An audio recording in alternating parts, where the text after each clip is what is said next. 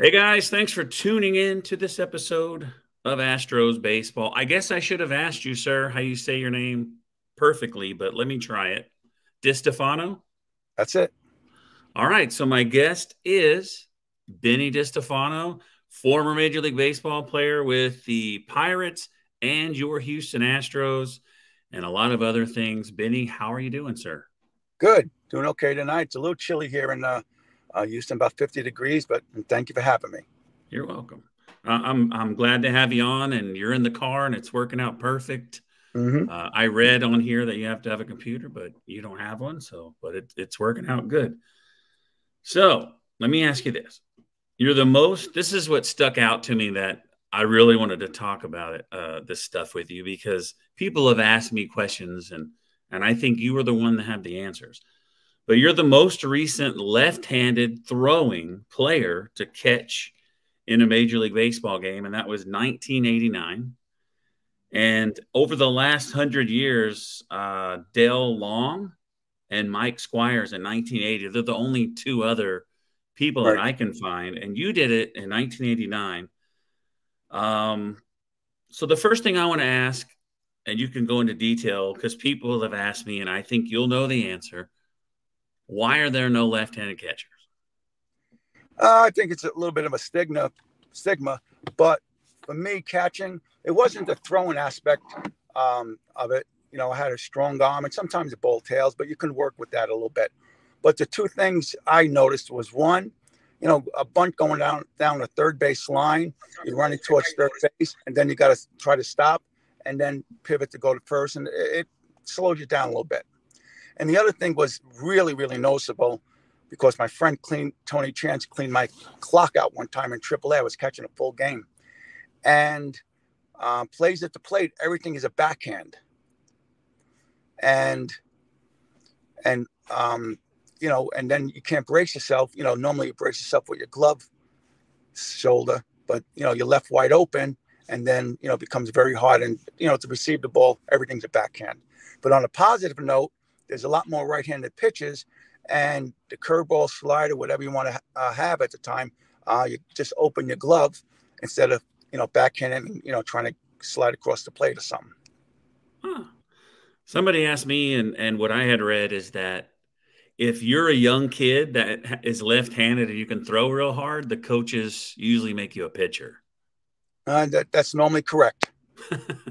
And also, like what you said earlier, is that like at least when I played little league, I don't even think we had a left-handed kid on the team, but Hmm. like the guy would be in the way. But I've never seen it. But I watched one of the videos of you I saw on TikTok, and it looked really, really weird.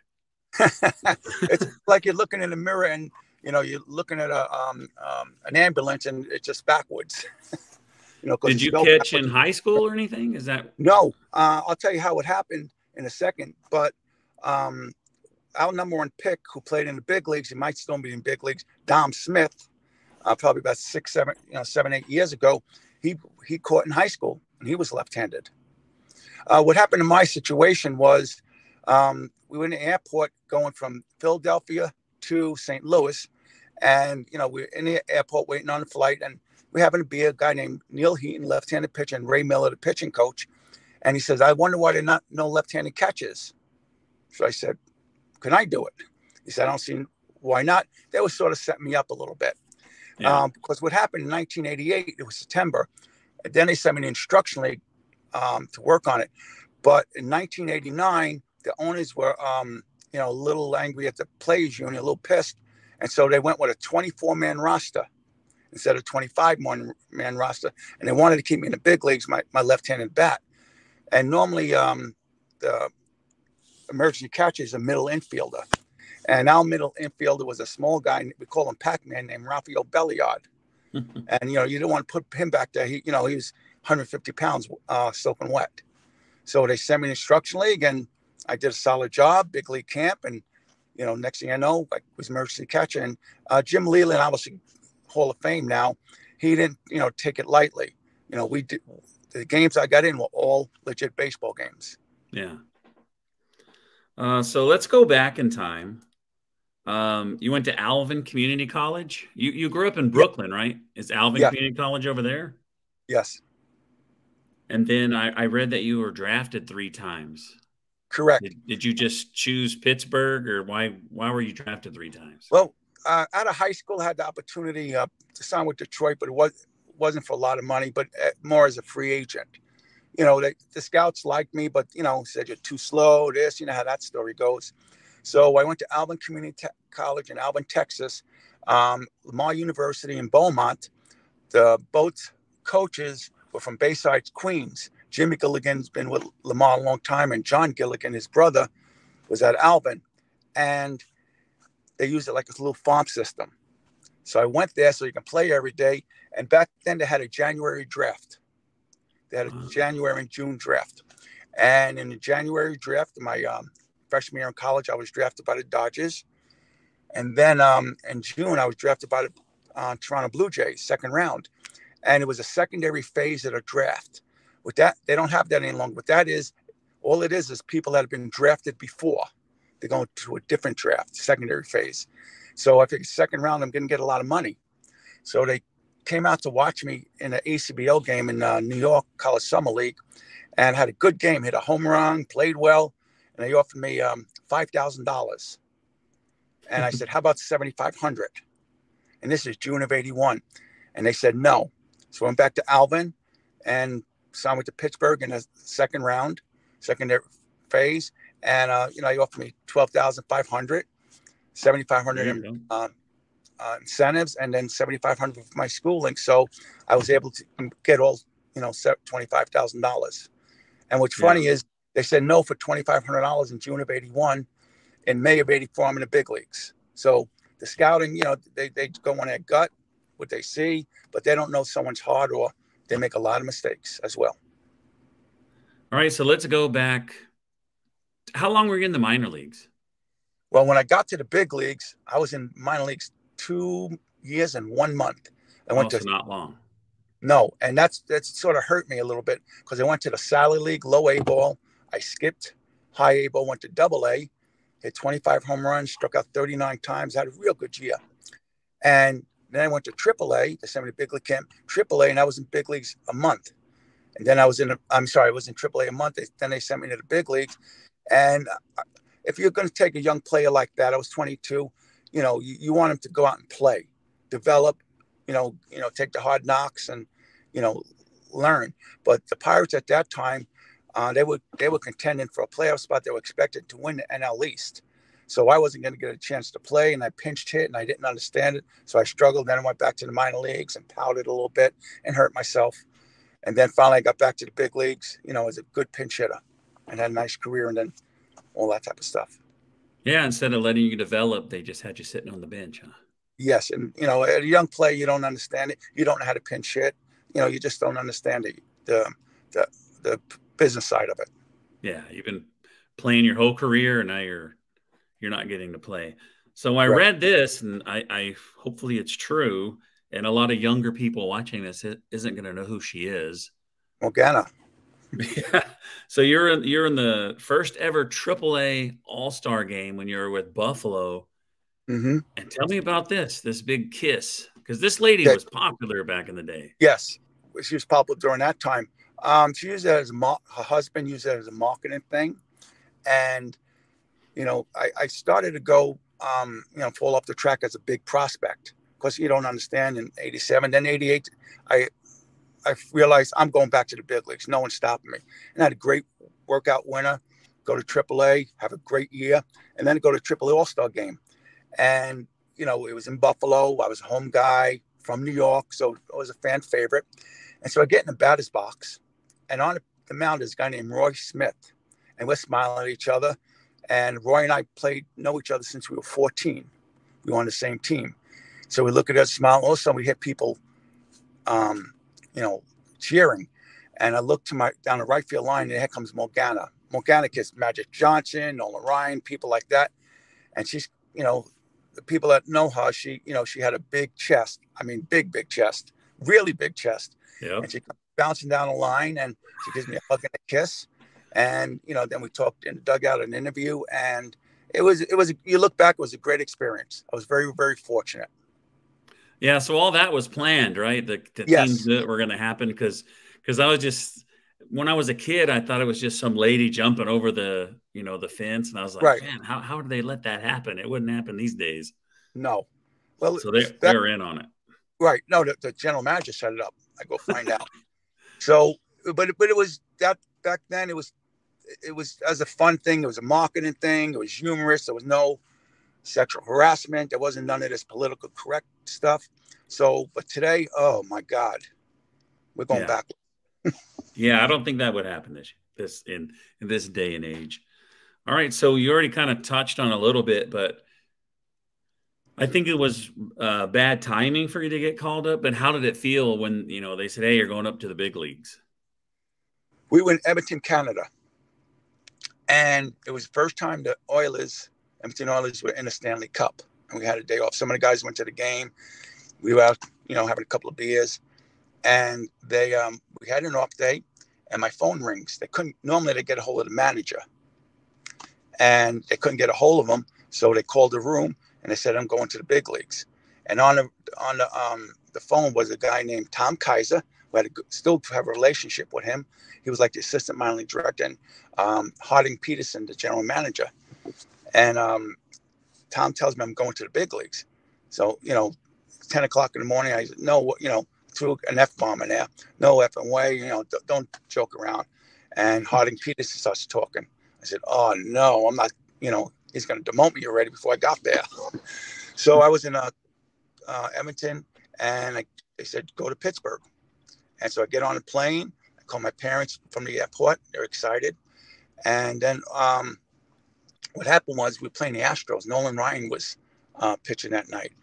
And, I didn't get there in time because of flights, that goes, delays. But, I got there the end of the game, middle of the game. And then the next day we were playing the Atlanta Braves. And then I got my first game and got a triple. So the thing about Pittsburgh when I was young, I think I'm about 10 years younger than you.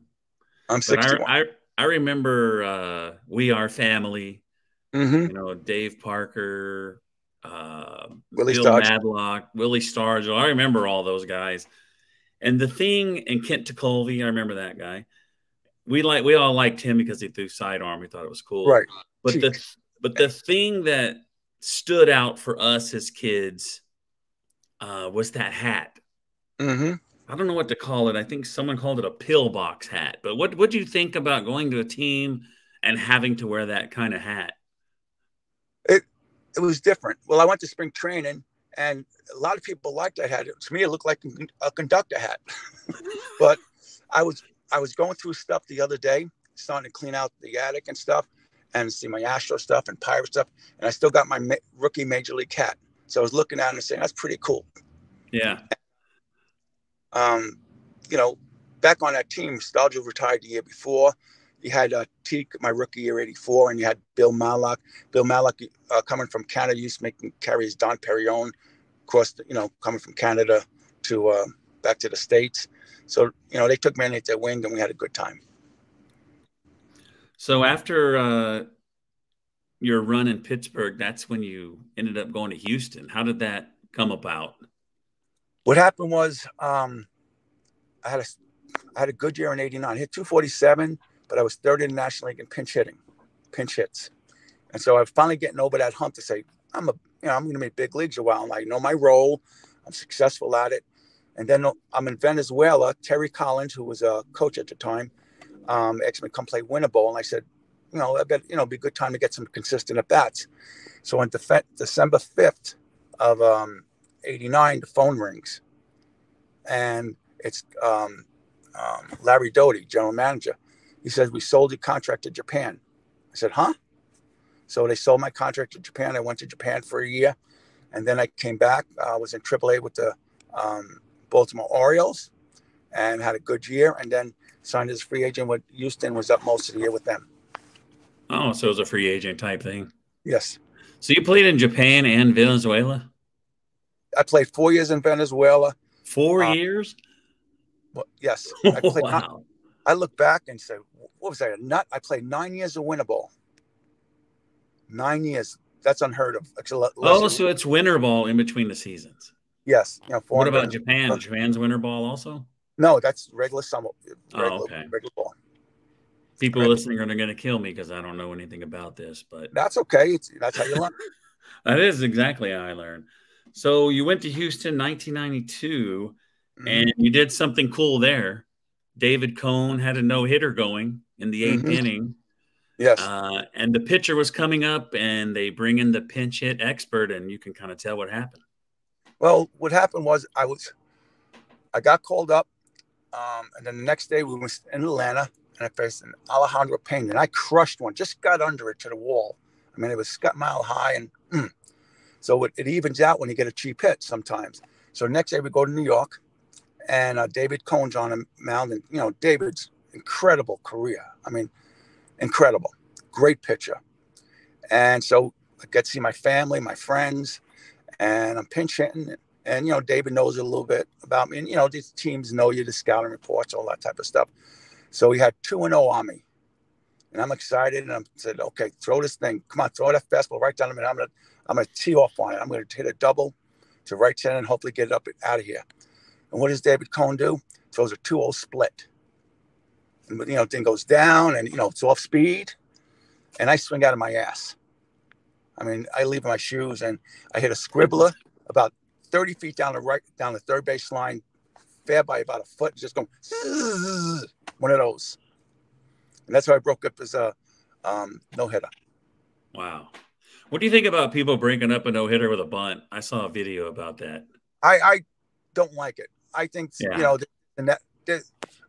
I think there's an etiquette in the game.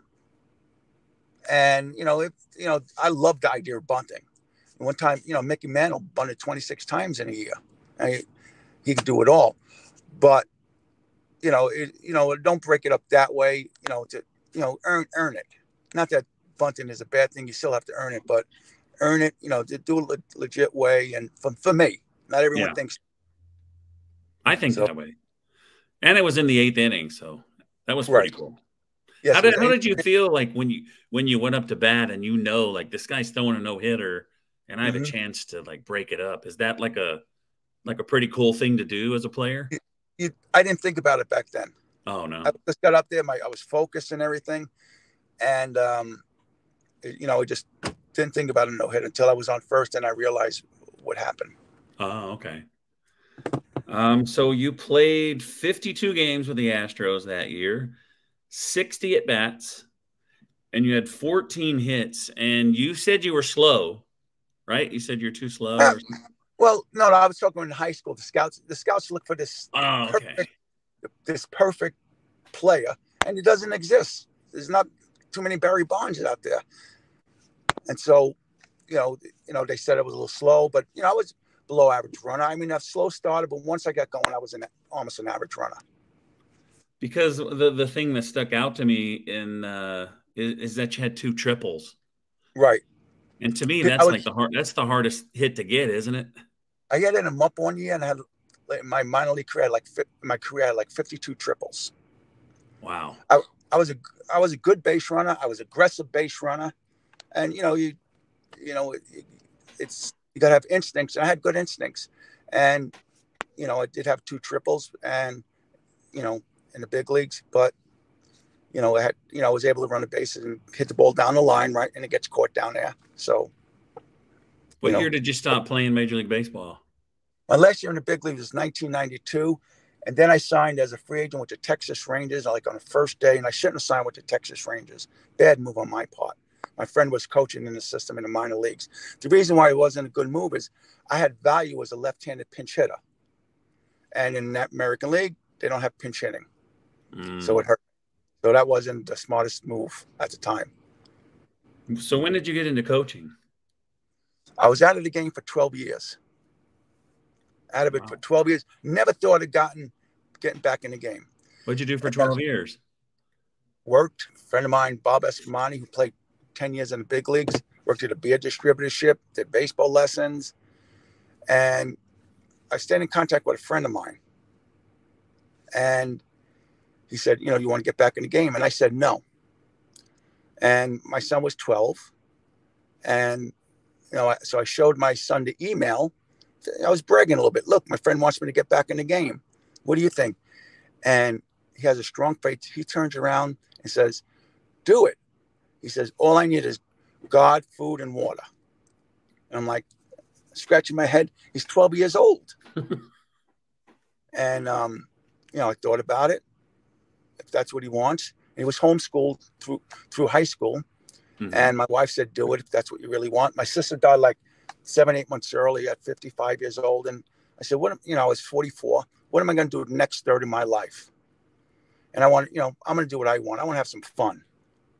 So I got back in coaching. And one of the reasons why I was able to do it, Ben was homeschooled. So he's able to come on the road a lot with me, say 3-4 months out of the year. So that's what made it possible. Otherwise, you have your own kid. It's special. And, it's not worth the traveling for me. And I feel sorry for a lot of coaches in the minor leagues. They're making a little bit of money, but they got a 2-3-year-old kid and they're gone from 6 months at a time. And for me, it's not worth it to watch them grow and be part of their life. But you got to spend a lot of time with them? Yes. And it was fun in a clubhouse, on a baseball setting, this, that. We had a great time.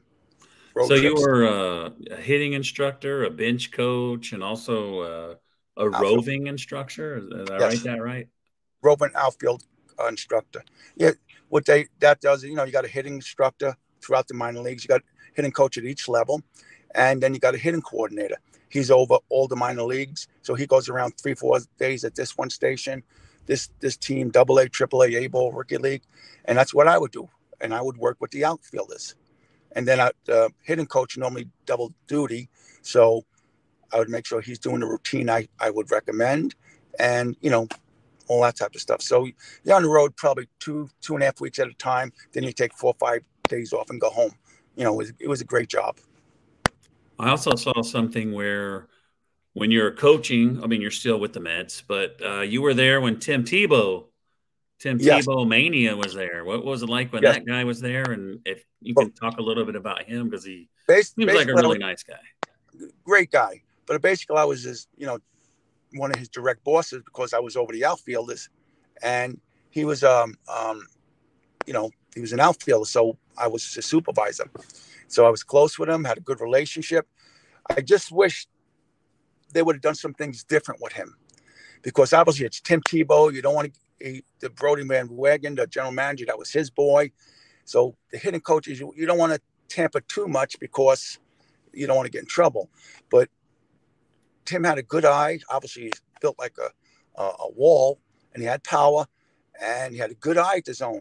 I feel, for me personally, because let me back up, everything about 6-7 years ago was launch angle. And that's hurt a lot of players. Swing up. And these guys in, major leagues, they're little different animals. They're great talent, and they understand what they're doing. And just stay through the ball will go up. Well, Tim came into the game, and he swung up. He hired a hitting coach back home, and everything was swing up. So he didn't have success as a hitter. I just feel personally, if he would learn to stay through the ball, down through it, however you want to say it, he would have been a lot more successful and had a chance of getting to the big leagues. He fell behind, and after a couple of years, he tried to make adjustments, but it was too late by then. So you didn't think the big boss wanted you to mess with him? Not me. I was an outfield coach, but I think the hitting. Oh, the hitting coach. Yeah. Hitting coaches, you got to be very delicate. There's a Heisman Trophy winner, NFL player, very determined mentally. And so you got to be delicate how it's being done. He's got his own hitting coach. So he's sort of hands off to a certain degree. And, he ran the show the way he wanted to do it. You talked earlier about Ben, and that's your son, the one that was homeschooled, and he actually got drafted by the Mets. Yes. Ben was a good player. Big kid, not a good runner, but 6'4", switch hitter. But his strength was hitting from the left side. And what happened was his, the Angel liked him a lot, and he was going to go to 5th to 10th round, 12th round. Anyway, third game of his high school season, hits a slow roller towards first. Everyone charges, instead of the pitcher coming in and staying inside the line, second baseman cuts across and clips him, and he tears his ACL. So, they still drafted him, and, said, you're not going to sign. It's not the right situation right now. And what happened was then he went to college, and, he tried to come back too quick and got hurt again, hurt his arm. You put that knee brace on, you throw mechanics, get off a little bit, and that's what happened. So you're doing you're actually coming from there now, right? You do like a youth camp. I do a Christmas camp out here, but I do baseball lessons, and that's all I do, and just relaxing, enjoying life, and just being very, very fortunate for doing something I love at 61 years old, being on a baseball field with kids. I mean, I'm kids with the jokes, but you do a Christmas camp, right? Mm-hmm. How long have you been doing that? A long time, right? Yes, this is year 19. Either we do it a couple of days before Christmas. This year, the way it falls, we'll do it the 26th, 27th. Normally get 67 kids. Cool. So let me ask you this. I wrote it down, but I forgot to ask you earlier. You know how I mentioned that it seems awkward for a left-hander to like throw somebody out at second. Mm-hmm. I had read something about you throw it and it's going to be like a curveball. Did anyone try to steal on you when you're catching? Because you didn't catch that much, right? It was just no. It was an emergency situation. Well, instructional league, someone tried to steal on me. I threw him out, and it was a quick runner. I had a real strong arm, and I was a good athlete, and I had a guy named Joe Lynette. They sent me instructional league for a month just to learn how to catch. But then in the big leagues, we were playing Atlanta Braves, and Odeby McDowell stole on me second base. And it was a close play. And, I'm very pleased with the way I handled it, because it was a pitch low and to my backhand, low to my arm side. And I just had to reach across my body and come up and throw. And I made a good play out of it. And it was, Odeby was a real good runner, and it was a bang, bang, safe call. Yeah. So what I really enjoy, like talking to, players that played in the 80s or whatever, is how amazing it is that you guys remember everything. What do you mean? You remember everything. Like I wrote down that Odeby McDowell tried to steal on you, and you remember where the ball was, and like y'all can just tell stories and you just remember everything. I think it's pretty awesome. From that area, you find out a lot from the older players that played back then. Well, I mean, the ones that I talked to. Right, the ones they do the same thing I'm doing. Interesting. They remember everything. It's just pretty amazing. That was 1989? Yes. 36 years ago. And like you remember. Where'd it go? Huh? Where'd it go? I was a senior in high school in 1989. Thank you for making me feel good. Showing my age. Yeah. What was I, 26 at the time? Yeah, 26, 28, something like that. You're still a young man. Young at heart. Do you have anything you want to add or say or anything? The floor is yours if you have anything you want to say. Just, people out there that are watching this, enjoy baseball, enjoy life, and make sure you laugh, because time goes pretty quick. So I'm on the ball field every day with these kids, a couple hours. And I tell you what, the game's changed where you can't have fun in the clubhouse. You can't joke. Everything, these people that, these interns that got moved up in the position in Harvard and Yale, all that type of stuff, they took the fun out of the game as far as the jokes, the laughter, the enjoyment. And really? Back in the day, you could joke, you could have fun.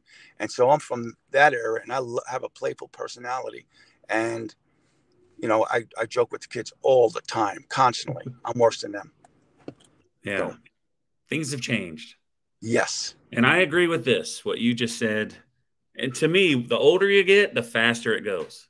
Yes, it's like a time things the same. Yeah, it's like almost 2024, and I just barely got used to putting 23 on paperwork. Right. I remember when I was 18, 17, talking to my friends. I remember it was like yesterday. And I was thinking, 2020, I'll be almost 60,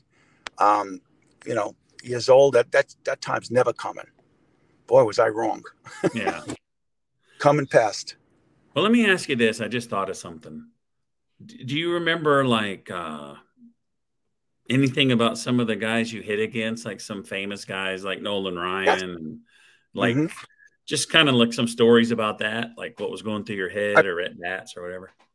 I faced Nolan Ryan a simulated game in 1993, and I hit a home run off him to right center. Obviously, you don't show him up at all because otherwise he's going to drill you. He's from that school, but that's something I remember. I remember in 86 or 84? I'm going to say 86.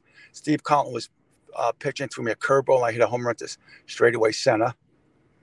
Charlie hit a home run of Charlie Lee, and he was a Cy Young Award winner one year. And I hit my first major league homer against a guy named Larry Anderson. Played 15 years in the big leagues. All he throws slider. Good pitcher. Was that the Larry Anderson that the Astros traded for Jeff Bagwell? Yep, that's the one. Worst trade ever. Yep. And then hit a couple of home runs off Mike Bialecki, who we were teammates for 4 or 5 years in Pittsburgh, and Jose De Leon, same thing. Yeah. Against Lewis. So, yeah, I remember, you remember a lot of things. I didn't remember if you asked me to tell it, but you asked a question and all of a sudden you start recalling things. Yeah. Were you ever on a team that made the playoffs? No, we were expected to win the division in 1989. It was harder back then. What do you mean? Oh, yes. To make the playoffs, because now there's like 12 teams that make it. Back then it was 4, right? Yeah, it's all about the money. But back then it was 4, just the winner of each division. And we were expected to win division, but 3, 4, 5 key plays went down. Jim Gott, the closer. Sid Bream went down for a long time. Andy Van Slyke pulled his rib cage. And, several others. Michael Levalle. It was just, a lot of them. You're just reading off all these baseball cards that I had. I'm going to look through my cards and see if I have one of yours. Hey, hold on to it. It's not worth anything.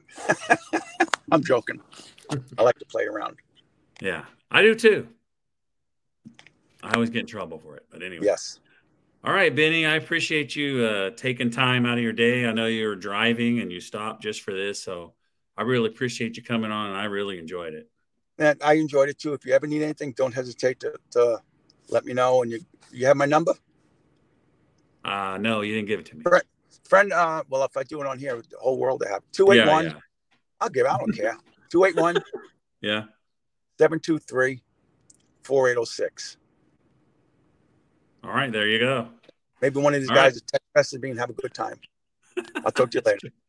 All right, guys. Thanks for tuning in. We'll see you next time on Astros Baseball. Don't forget to send me the link so I can send it to someone. Will do. Thank you. Bye-bye.